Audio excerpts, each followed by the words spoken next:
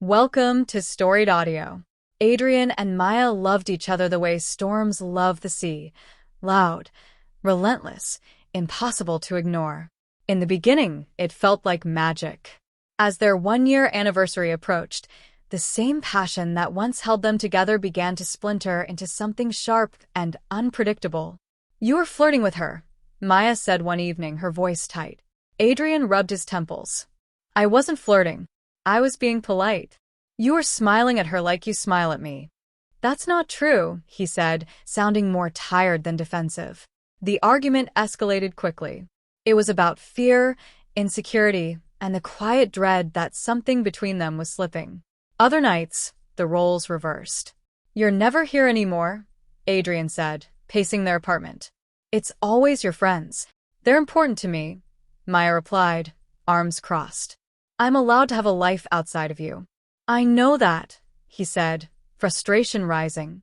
"But lately it feels like I'm last on your list." "You have me now." "Do I?" he asked softly. They heard each other, without meaning to. And yet, in the quiet moments, there was love. Real love. The way she rested her head on his shoulder during movies, or how he reached for her hand in his sleep.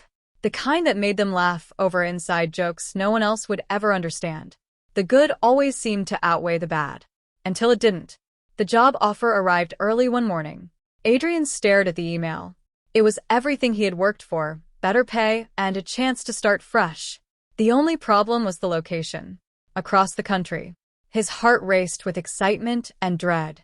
He imagined telling Maya, and wondered if she would be supportive or accuse him of trying to escape her. That evening, when he walked through the door, she was already upset. "We need to talk," he began. "Yeah, we do," Maya snapped. "You were rude to my friend last night." He blinked. "What?" "You practically pushed her out the door." "It was after midnight," he said, trying to stay calm. "We both had work today. I was exhausted." "She's my friend. And I'm your boyfriend," he said, frustration creeping in. "Does that matter?" "Oh, please. You never consider how I feel," she said. Adrian stopped talking. The job offer sat unspoken in his chest, suddenly heavy. He could tell her. He could try to make it work. But all he could see was the pattern, the endless loop of misunderstanding and hurt. Even if they loved each other, maybe love wasn't enough. "I'm too tired for this," he said finally. "We'll talk later." But he already knew he wouldn't bring it up. He made his decision quietly. He accepted the job. Found an apartment in the new city. Started planning his move without telling her. Every step felt both right and wrong. On his last morning in their apartment, Maya was at work. Adrian moved through the space slowly, packing his clothes, his books, the small things that held pieces of their life together. Each item carried a memory, some sweet, some painful. He paused when he reached a photo of them on a beach, sunburned and smiling. For a moment he almost stopped. Almost. Instead, he placed it in a box and kept going. On the kitchen table, he left a note. He read it twice before setting it down, then walked out without looking back. By the time Maya got home, he was gone. And his number had already been changed. The apartment felt wrong the second she stepped inside. Too quiet. Too empty. "Adrian," she called out, though she already knew. Her chest tightened as she noticed what was missing, his jacket, his shoes, the clutter that used to fill the space. Then she saw the note. Her hands trembled as she picked it up. He told her he loved her. He told her he always would in some way. But they couldn't stay together. "We want different things," he wrote. "This isn't just your fault. I know I messed up too. We both did." He wished her the best. Said he hoped she wouldn't hate him. By the time she finished reading, tears blurred the words. She didn't leave the apartment for days. At first, she was furious. "He doesn't get to just leave like that," she cried. "He doesn't get to decide everything on his own." She replayed every argument, every moment he'd made her feel dismissed or unimportant. But anger faded, and what replaced it was harder to face. Memories. The good ones came flooding back. The way he looked at her like she was everything, the quiet comfort of being wrapped in his arms, the way they could make each other laugh even on the worst days. Then came the truth. She hadn't always made him feel like a priority. He hadn't always listened when she needed him to. They both failed each other. And now he was gone. Her friends tried to help her move on, but she couldn't. She didn't want someone new. She wanted him.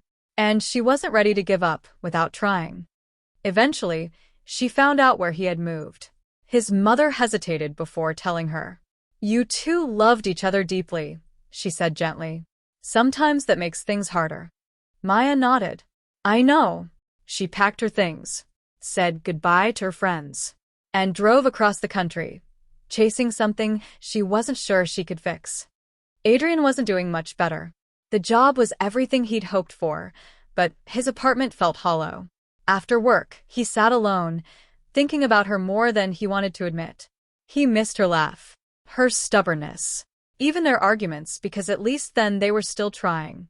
"I should have handled it differently," he muttered.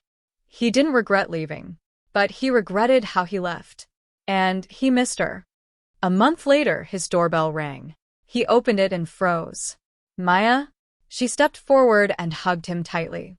He wrapped his arms around her, lifting her slightly off the ground like he used to. She kissed him. Everything came rushing back. "I hate you a little," she whispered, "for leaving like that." "I hate myself a little for it too," he said. She let out a shaky laugh. "I gave up my apartment. Drove here with everything I own." "You did what?" "So, we're either back together," she said, "or I'm living out of my car." He stared at her, then laughed softly, relief breaking through. "You're unbelievable." "For you," she said. "Always." He stepped aside. "Come in." Later, sitting on the floor with pizza and half-open boxes, they leaned into each other. They weren't perfect. They might fight again. But this time, they understood what they almost lost. And that made all the difference. Some love is messy. Some love is hard. But sometimes it's still worth fighting for. Subscribe to the channel for more audio stories.